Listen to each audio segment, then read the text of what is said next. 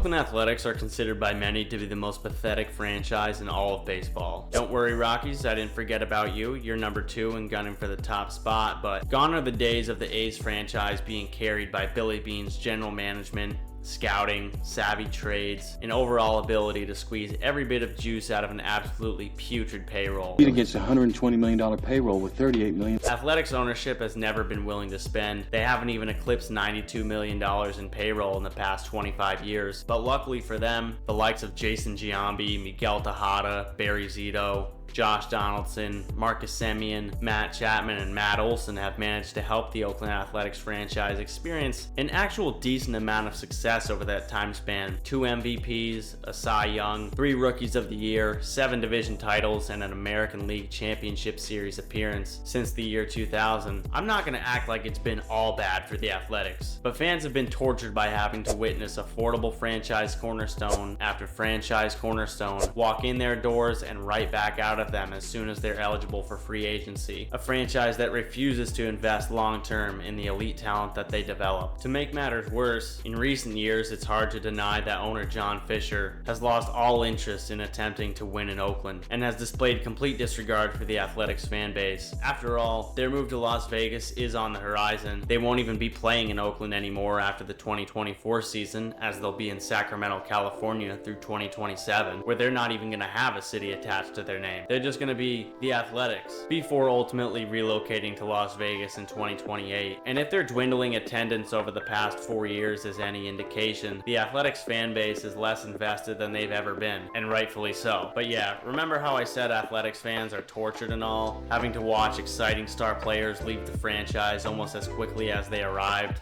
Matt Olson just set the club record for RBIs in a season. Well, just when the team is leaving Oakland, a trio of emerging superstars have arrived on the scene once again.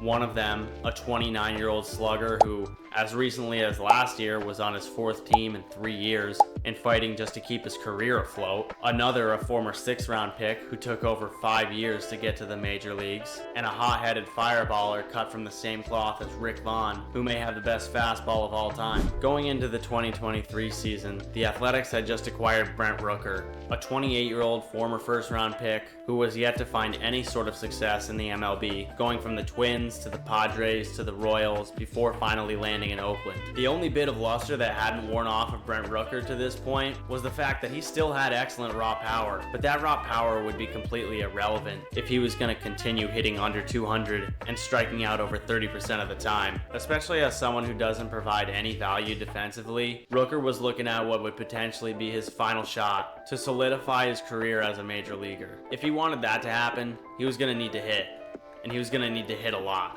That one is driven. Right in. Brent Rooker unloads. Convey. 2 pitch.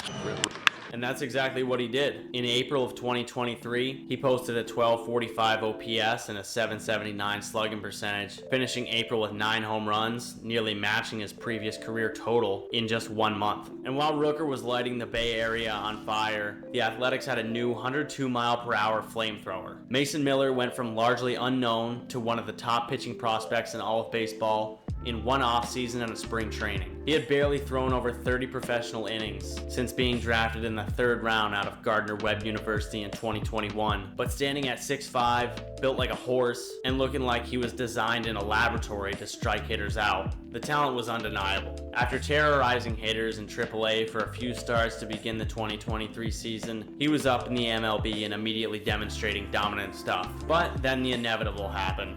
On May 17th, Mason Miller was diagnosed with an elbow sprain, leaving him on the shelf for perhaps the rest of the season. And to add insult to the Mason Miller injury, Brent Rooker was leaving many to think that his great start was just a flash in the pan, because after an April in which he hit .353, he was back to the same old Brent Rooker, hitting under 200 with an OPS barely over 600 in May and June. Now, to go along with the ups and downs of the Athletics season, below the surface they had a lanky 23-year-old rising up prospect rankings. In fitting A's fashion, Lawrence Butler was not a high pick, drafted in the 6th round in 2018 as a a raw high schooler whose hit tool was frankly never likely to develop. He ranked 29th in the A's system the first year after he was drafted, and then was nowhere to be found in their top 30 for years. He struggled early on in his minor league career, striking out at astronomical rates in rookie ball and low A, while honestly not doing much damage even when he was putting the bat on the ball. Batting average, putrid, on-base percentage, embarrassing,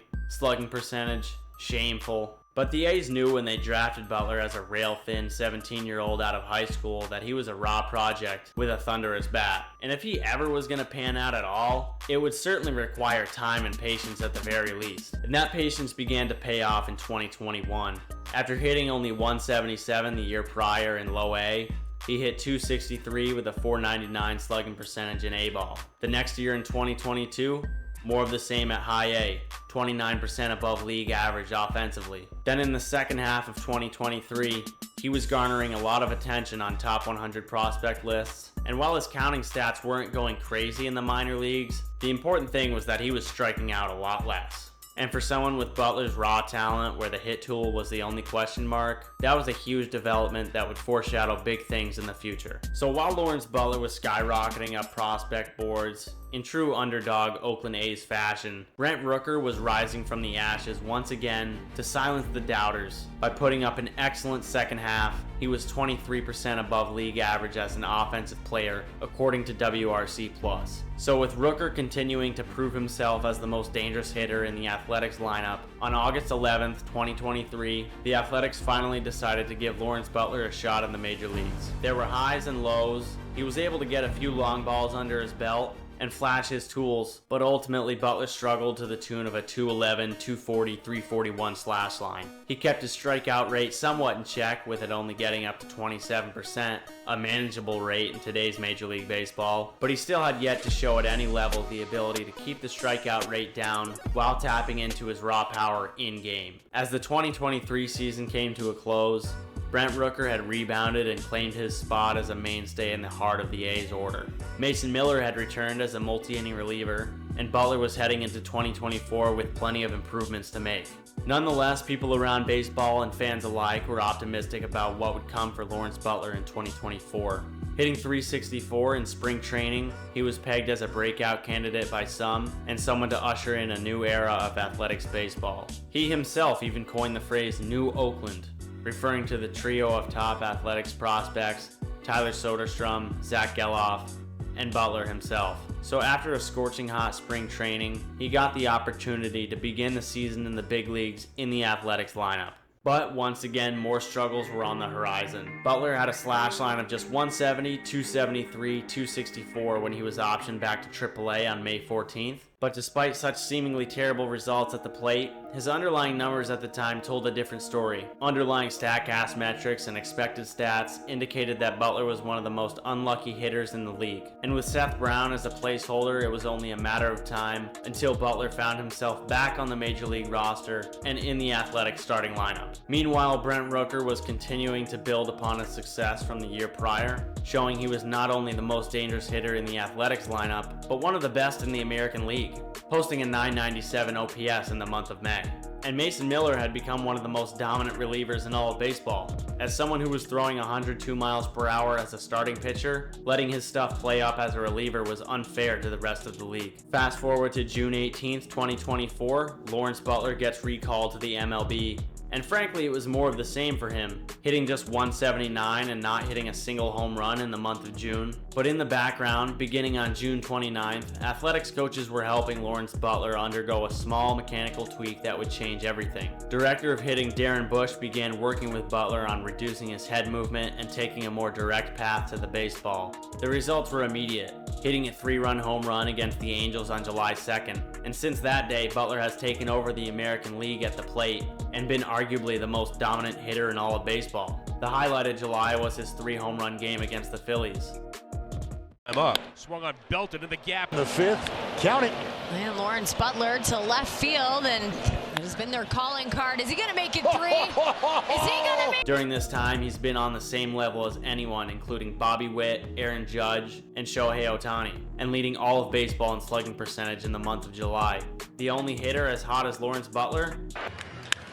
Fly ball, pretty well hit left side. Brent Rooker. With Butler and Rooker forming their own Oakland West Coast version of Aaron Judge and Juan Soto, like it's East Coast versus West Coast 90s hip-hop, the lone dark spot on the Athletics trio of stars is the fact that during the making of this video, Mason Miller got mad, punched a table, and broke his pinky, ruining what was going down as one of the best reliever seasons in recent years, and setting himself up for a hopeful return to the starting rotation in 2025.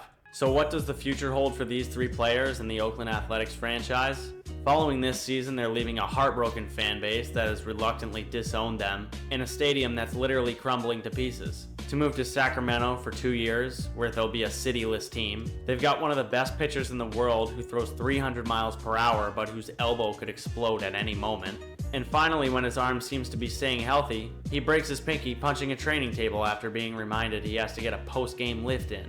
But on the bright side, they're embarking on a journey to a booming Las Vegas sports market, which I expect will give ownership the confidence to dig into their pockets once and for all, and not only keep the elite talent that they develop, but pay up for free agents and trade acquisitions as well.